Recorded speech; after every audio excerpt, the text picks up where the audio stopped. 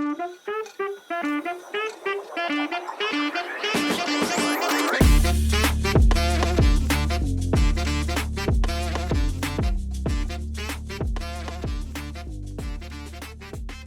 to Behind the Bar podcast. Today we're joined by James Fox from Tiny Rebel. Do you want to introduce yourself a little bit? Well, as you've just said, I work for Tiny Rebel as the National Account Manager down here in London. I've been working in hospitality now for 8 years. Started off behind the bar, working, serving on a weekend, and then transitioned into working for various amount of brands, both in Scotch, spirits and beer. So how did you get into the hospitality industry? I was 18 at university. It was coming towards the end of my first semester. Everybody in my family has worked behind the bar, so it's a rite of passage in our family to do that. So I was like, well, this is now quite a good time to do it. And I was getting quite bored, and I really wanted to get into work as well, as much as enjoying my time at university, studying, etc. There's a lot of free time, and I was like, right, I need something to fill the time. So what better thing to do than go and work in a bar? You say everyone in your family's worked in it. Do they still work in the industry, or? Yes. So my uncle is the chairman of now Ineos, the late night club chain that has PRYZM Nightclubs and a variety of other brands up and down the country. That's pretty cool. Used to be Oceana. Yes. Yeah. Many a night in Oceana. Dangerous. This whole thing behind the stigma behind hospitality, obviously with your family supporting you, and they obviously supported you going into hospitality, but have you found anyone that's just like, why hospitality? I used to, when I work in a pub, probably said this before in another podcast, but like, when are you going to get a proper job? Have you found that, or have you had like from the other side of it, because everyone's so used to it? Well, I mean, on the first bit of those comments, I do remember one comment when I was growing up, having these conversations with somebody, and just a comment was dropped in around people going to university, kind of dropping out and then working in bars. Said not with a degree of disdain, but in a case of why did they bother, I think, going into university in the first place, rather than kind of more of a disdain towards the hospitality. There is an element sometimes, I think, that it is seen as a vocation, which it is for a lot of people, and that plays a really important role. That's how it initially started for me. I needed a job whilst at university, but I lived 300 miles away. I was studying in Cardiff, but lived in Wakefield. So I needed some kind of temporary employment so I could switch between two cities. Turned into something kind of more of that in the end. So I suppose the comment about, people now going to work in bars, and I suppose that being kind of seen as not the thing that they should have done in the first place. And for a lot of people, when you first start, myself included, that it is a kind of temporary job while studying, and it's perfect for that. I think it teaches you a lot of things, especially grafting hard. It's a job where you can't just kind of sit around and twiddle your thumbs. You have to quite literally roll your sleeves up and get stuck in. So I think for many people, because they have used it as a stopgap, like I initially started working in hospitality at a time in university, it serves them for a period of time, but then it's time to move on to the next thing. For me, it became into started to become my career. And I think that's the same for kind of a lot of people as well. But I think stigma and attitudes, I think if you don't know people in an industry and then you don't know the journey, then you're going to have that. So for me, my friends, they understand what I do working for brands. I've had friends who work in bars. So we all kind of understand it within a certain group. But I could also turn around and have a view of another profession and go, because I don't know anybody within that, have certain conceptions. So I think the most important thing for people when, having those perceptions is, do they know somebody within that industry? And more often than not, they probably, if they have that view, they probably don't. Yeah, they don't understand what it can offer. However, it would probably change quite quickly if they met somebody and then began to open up that conversation and then understand that there is a whole world of possibilities within the industry. That's what Workforce is all about. I think explaining how there's so many sectors, and that's why we wanted to talk to you as one of them, because you're not in the pubs, but you're so involved in pubs and things. And that's one of the key points we wanted to talk to you about. Random question: what did you study at uni? German. Well, yeah, so not hospitality. Well, not hospitality at all. It can be used, I guess. We had to do a year abroad. Berlin was my top choice. And I mean, quite funny from the question you just said. My teachers knew that I worked in hospitality at the time, There was 3 things we could do. We could work as a teaching assistant, we could study, or we could go and do a work placement. For my work placement initially, I did want to go and work in nightclubs over there, just knowing how vibrant the scene is, but over there. And I really wanted to kind of experience that. My teacher flat out told me that wasn't a possibility. However, if I thought the hours were long in UK late night hospitality, I was told by my cousin that it's probably a good job you didn't, because if you think the hours are long here, it looks like part-time in comparison to the hours over. Yeah, they like to party, don't they? Yeah. What's your favourite thing about the industry? Favourite thing is just people. I got into this industry because I like talking and engaging with people. I've been very fortunate enough to do that with a wide variety of people up and down the country. And it never ceases to amaze me how kind of friendly people are, especially within hospitality. When I first started as a brand rep, there was people in Leeds just telling me the ropes, telling me who people were, how things work within the scene, within that particular city. And that's not unique to Leeds. Newcastle, one of my favourite places, just how friendly people are up there, so welcoming. And not to kind of to alienate any other city, they're the first 2 cities I started to work in when I first started out, so they hold a particular fondness, as well as being northern as well. That does help. We were saying the other day that like the hospitality industry is just a different breed of people. Everyone's happy, everyone like knows each other, and it's one of those things that when you move around companies, like you don't have to necessarily stay in the same company. And no one frowns upon you for moving as long as you stay in the industry. Yeah. But it's not like, oh, you're moving to them. That's so like everyone's so happy that you're still in the industry, you're still involved, you still have those connections. And I think you're right with the people, and then like the networking opportunities within hospitality is incredible. Yeah. I've met some very nice people, very good people. Okay, so you used to work in nightclubs. Yeah. Did you like behind the bar? Assuming you weren't like a bouncer or anything. No, I say assuming. That's very rude of me. I go to the gym quite regularly. Yeah, but 18. Although one of our senior bouncers was 19, 20, although I only realised that when he graduated and he put a post on Instagram. He's one of the biggest guys, but one of the friendliest people I'd ever met. But yeah, were you behind the bar and I did. cocktails? I did a wide variety of jobs, doing cocktails, being a bar back, working on the bar. But I suppose where I kind of eventually found my home was was on the promo team. That's where I spent most of my time, was out on the on Greyfriars Road in Cardiff city centre, which is an absolute wind tunnel, and during winter can be quite brutal. There was one shift in the space of about 15, 20 minutes. I went through 4 umbrellas. Because the wind just kept blowing and breaking. Not quite working on the script in sort of weather. No, not that kind of weather. So that's where for me, that's where I just fell in love with hospitality. There was a group of 5 or 6 of us were really close. There was a group of friends, and some of them still in touch with to this day, which is cool. Really nice. Actually, a couple of us just went to Berlin together. We've just come back, so we won't ask about that. It was very friendly. Wives and girlfriends trips and fiancés trips. So that was a lovely little trip out there that we had.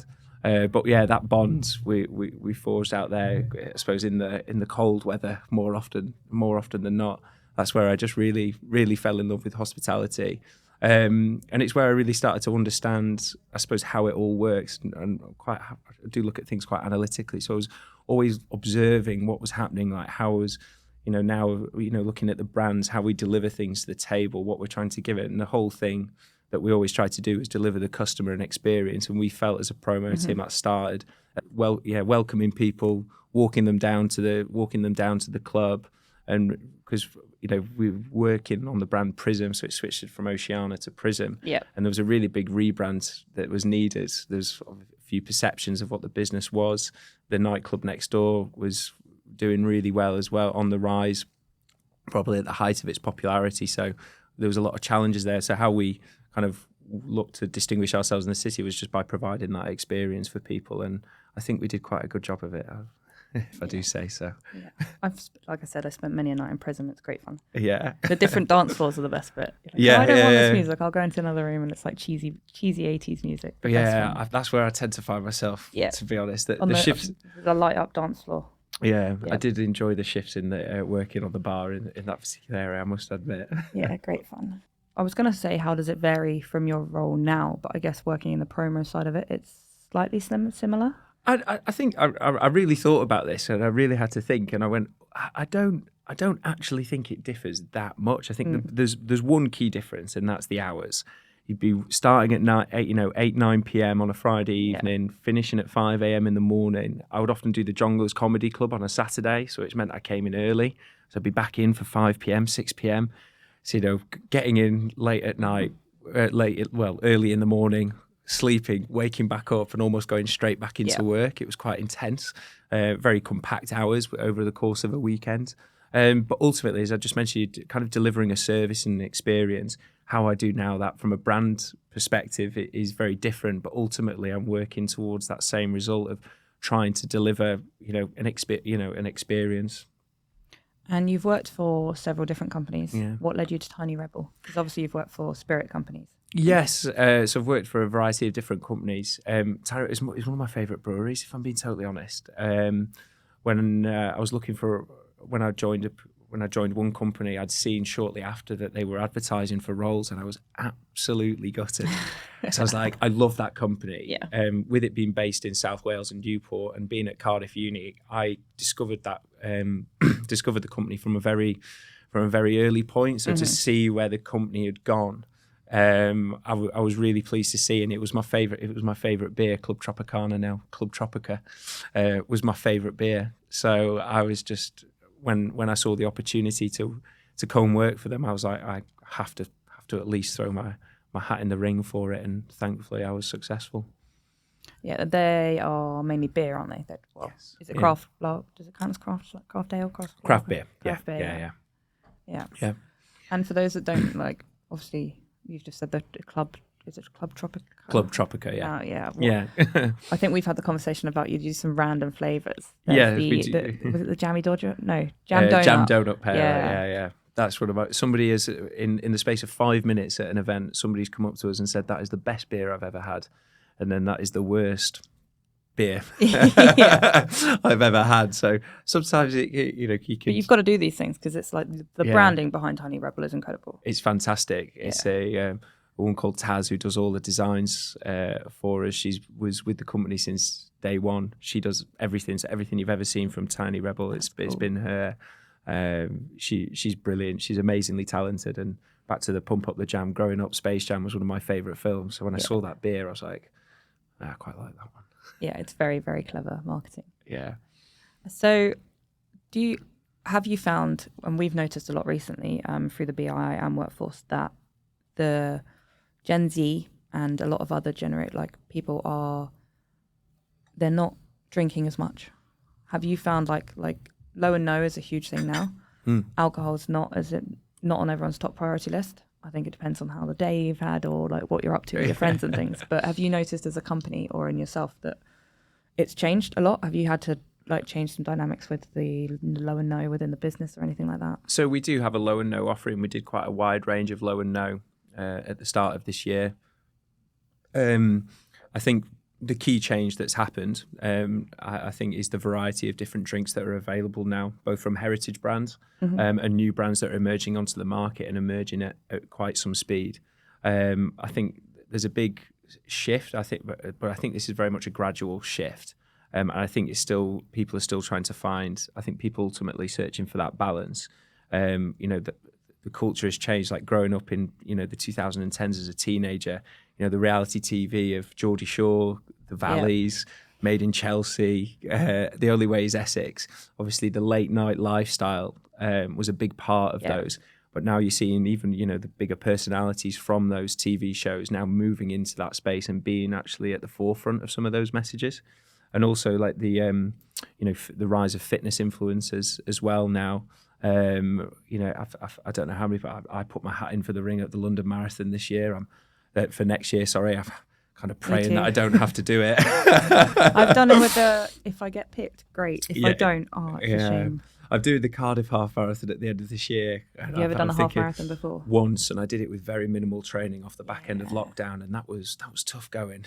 But I've got a few more. I've done a few more runs this time, so I'm and as silly as it sounds, and I know this will sound really stupid, a marathon is twice the length, and I know that's really obvious. But if you've ever run a half marathon, doing that again is a lot of miles. I remember thinking that exact point. I think it was on about mile 11, 12, getting just back towards my flat. And I just remember thinking, I don't know how anybody does this. Never mind one more. I did one big loop and I did it twice.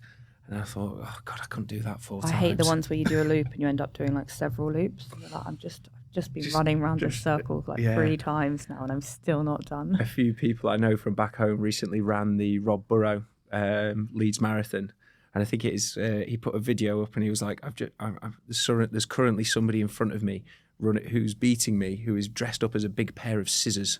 And he's a fit person, individual. Like, he is no slouch at all. And I think they can be very humbling experiences. Did you see the one with the guy that was dressed as Big Ben that did the London Marathon, I think last year? Yeah, and he couldn't get through the finish line. He had to like duck down on his knees to get through the finish line, but then couldn't get back up. I couldn't get back. I was about to say, I couldn't do it in fancy dress. There's no way I could do it in fancy dress. You should do it as a tiny rebel, like dressed up as a little bear. I heard there was a very wise man who suggested that once recently in a team meeting. Although it was a good idea, but I don't think I want to be the person who runs in the outfit. More than happy to come up with the idea, but I'm not very. Luckily, Workforce don't really have a mascot, so I can't it's not like, can you run it as a giant teddy bear? No. 3 of you, one run as a bee and an eye. And share the burden. One as a giant hexagon on the back. But so obviously kind of back to the original start. I think people are, I think conversations are changing, and I think people's attitudes are starting to change, and that moderation. At Christmas, I was in a pub in London, really, really busy. I was looking around the room, and it was very obvious through the branded glassware how many people were drinking no and low. I think people are kind of choosing the moments, like halfway through an evening. Oh, maybe I should just slow down a little bit, or actually tonight I'll come out. I think those options are making it, kind of certainly changing that conversation. I think when products are available always helps. But I think it's changing conversations within people. I think it's certainly opening up those conversations. I was recently with my cousin. We went to watch a non-league football game, and with the price of the beer, we both went, oh, "Go on then, £4 a pint. We'll have a beer." Yeah. And then we didn't have another one for the rest of the game. We popped into to a lovely craft beer bar in town on the way back. We had half a beer each, and we just looked at each other and went, "I don't really want another beer." And I was like, I never really wanted a beer to start off with as well. And it turns out we'd only had, a pint and a half. Yeah. But it turns out at the start of the day that neither of us wanted a beer. You just felt like you had to. But we felt like we had to. But actually, we turned around and had that. And I don't think we'd have probably had that conversation 5 years ago. The fact we're getting older, I think maybe that plays a little part of it. But I think the range of those products and how they're being promoted now, quite, not just in small spaces, whether it be on the tube, on television, Formula One sports event, big sporting events are now they're at the very forefront. So I think that's probably the biggest impact that they're having is how, opening up those conversations and moderation, I would say, good times with a hint of beer. Yeah, I think you're definitely right about the conversations. Though 5 years ago, you'd be almost frowned upon for if you were like, I'm not going to drink, but you're at a football match and you're not going to drink. Like, what's wrong with you? Why are you not having a pint? Why are you not having a pint? What, did you drink too much last night? Like, have another one. Hair of the dog would be great. Yeah. But I found that in my head I'd be like, oh, I really fancy a beer, and I'll get to it, and I'll be like, actually, I didn't really want this. No, I'd be happy with like a lemonade or a non-alcoholic beer. Like, it's definitely changed. And I think obviously with the younger generation, I don't know if they've allowed us to talk about it more. It's a lot more open. I think, as I say, there has been a big kind of shift in attitude. It'll be interesting. It's something I've been kind of keeping an eye on for quite a while now. I'll be interested to see how it all develops. I certainly don't. My prediction would be it won't be a full abstaining, but more around a case of that it'll be about the moderation of not drinking too much. Having those couple of beers, you've had that. you had a long day, successful day. Yep. It's still nice to treat yourself that reward. And I think when people are choosing those moments, they are choosing to premiumize now as well. So being much more selective around, not necessarily about not drinking, but being much more selective around what they are, and being very conscious around what those brands are. Do they tap into the values that they kind of share as well? So I don't think it's a kind of going away from alcohol, but kind of being more selective about the type of alcohol and brands that they're kind of choosing to drink when they do, indulge in those moments. Yeah, I've had a friend that gave up drinking for a year, just wasn't really into it. And now they drink when, like, for an occasion. They drink to enjoy themselves or remember the situation, because otherwise you're drinking for the sake of it. And actually, it's made such a difference to them. They enjoy the drink, they enjoy the company, they don't feel like they have to drink either. And like going to the pub and stuff. Even sometimes I'll have a non-alcoholic Guinness instead of it. Yeah. But obviously it looks like you're drinking Guinness, so you don't really get that, why aren't you drinking? Which you still get in some pubs. The pub I drink in is a very set in the past pub. It's probably the nicest way of putting it. And the people look at you like, why aren't you drinking? Because one, I'm driving as well. Yeah. Like that's a huge thing as well. But I just don't want alcohol. Yeah. But I'm happy to sit in a pub and socialise. And but you want that social experience. Yeah, if I can do the socialising and still like be fine in the morning to get up and do stuff, that's what you need. But then sometimes I'll be like, 3 pints and I'm done. Yeah. It is having the balance, but I think it's definitely not frowned upon anymore. The not drinking. Yeah. I think it's certainly changed. And I think it's a really positive change as well, encouraging people to have that balance within their lifestyle. That's only a positive thing. Outside of work, sport is my go-to. It's the thing I spend the minute I stop working. That's the first thing I try and get myself to do. So positive, very positive. Yeah, and like you said, there's so much more offers nowadays. It's ridiculous compared to what it used to be. You used to get Beck's Blue was the only option. Yeah, be maybe one option, and then or it would be a pint of Coca-Cola. Yep. Oh, you're not drinking, you have a lemonade. Yeah. Nothing wrong with lemonade, but no. What's the funniest thing that has happened to you when you're working in the industry? And this can be but this could be while you're in the clubs, in your current role, different roles. So I think back to when we're talking about how family responded when I started working in the industry. Originally, I didn't tell any of them that I went to work, because I did go to work for my uncle's nightclub. Didn't want them to know, wasn't bothered, so I didn't mention it. Yeah, you didn't want to mention name drop to anybody. No, didn't mention it to anybody in the bar. Didn't mention it anybody in the family. It just wasn't. I think I told my cousin, that was it. I said, right, part of the gang now. But he didn't tell anybody. We just kind of kept it very quiet. Mm-hmm. But then until my uncle came down to the nightclub, and at that point I knew he was visiting, and I was like, I'm gonna have to tell someone that I may have somebody I'm related to within the company. It turns out that my general manager did know, because he recognised me, because I may or may not have got myself on the guest list a couple of times during Freshers Week. And there was a period where he looked at me in a staff drinks, and I went, he knows. But he also didn't tell anybody. So I had to kind of tell. I told a couple of people who I work, a couple of colleagues when we were out for some staff drinks. And then I'll come into work the next day, and the managers call me into the office. I'm like, oh, James, come in for 2 seconds. Do you have any family members who work in the business by any chance? I says, oh yeah, my cousin does work down for one of the sites in Bournemouth. And they were like, anybody else? I was like, oh, I said, yeah, my uncle May, he's the chief executive. And no one had any idea. Nobody had it. Word went round like wildfire. Then afterwards, what was quite funny, that was the following day. Walked into the staff room. My uncle was in the room. Sorry, not in the room. Sorry, upstairs, being looked after. And one of the girls I was working with clearly had been looking after my auntie at the time, and she was just like, "I've just been serving the CEO's fucking wife all afternoon." And just looked up and went.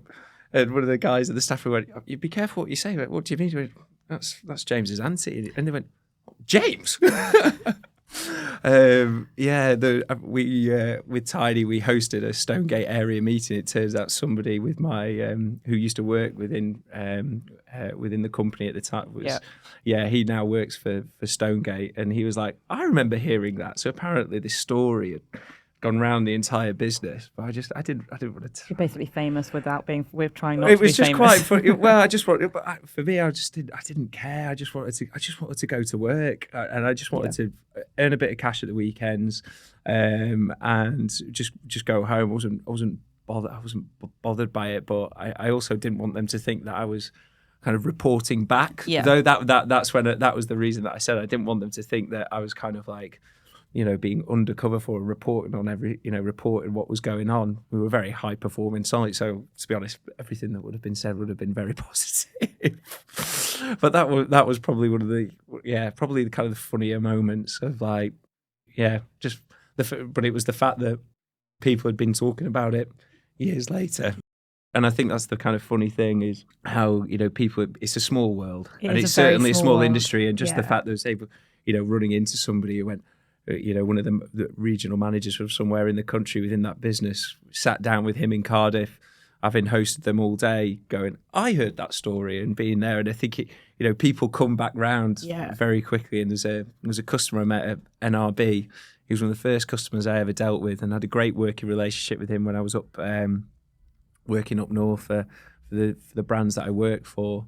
And I'm going to have the chance to work with him later this year, because I'll be going up to near him for an event later on in the calendar year, and I'll get to kind of go back and have the chance to work with him after 3-4 years of that's cool. Not a chance. So it's just how people come back round. I think that's probably one of the thing I would take from that story is just how there's definitely an aspect of art is all about who you know in the industry.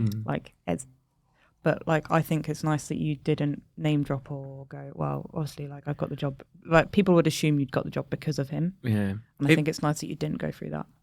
Yeah, I just didn't. Yeah, it didn't bother you. Yeah. To you, he's your uncle.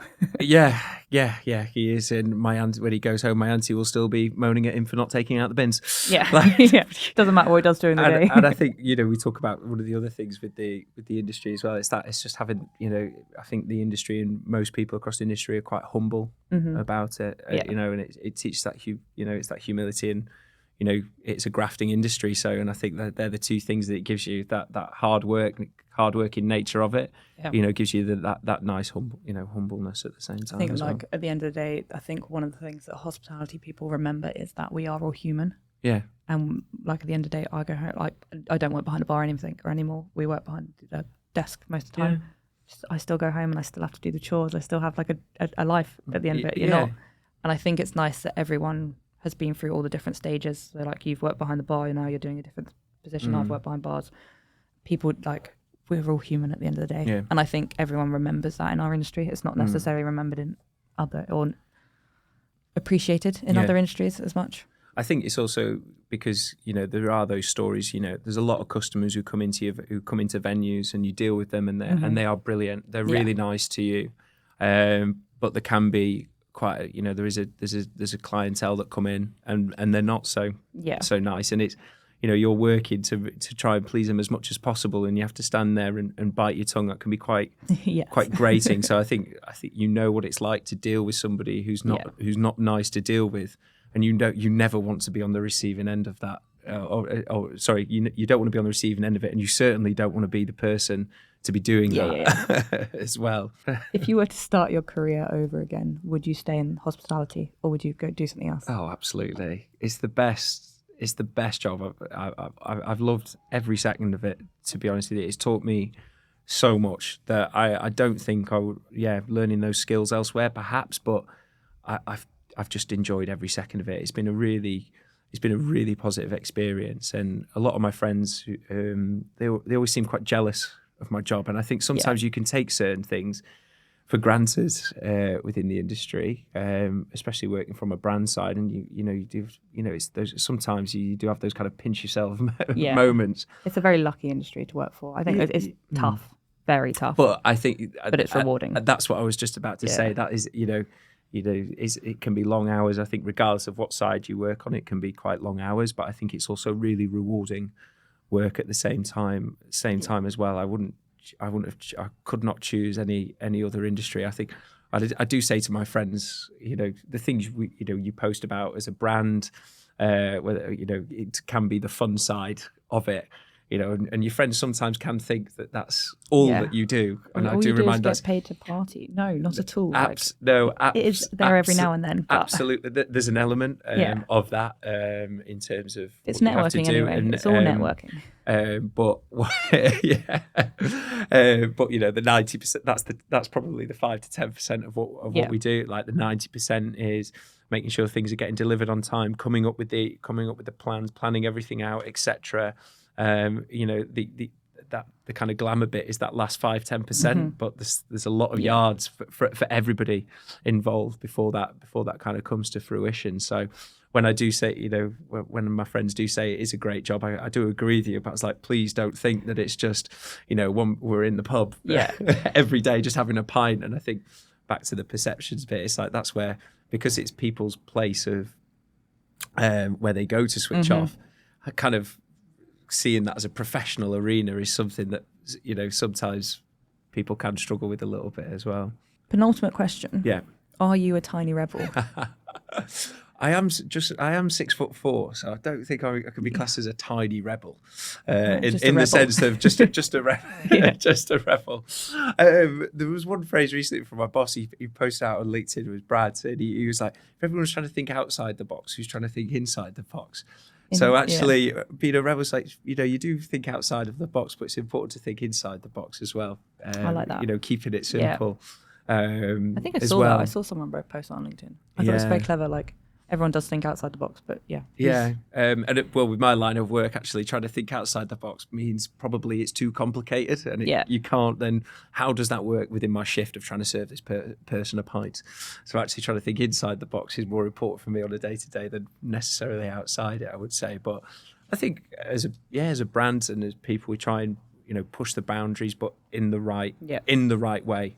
So whether that makes you a rebel or not. It's a tough one. I was really thinking about it. I was like, that is a tough one. I'd say it's a large maverick. Not a tiny rebel. I like that, a large maverick. But, what is your favourite drink? I'm not just saying this because I work for the brand, but Club Tropica was genuinely one of my favourite drinks.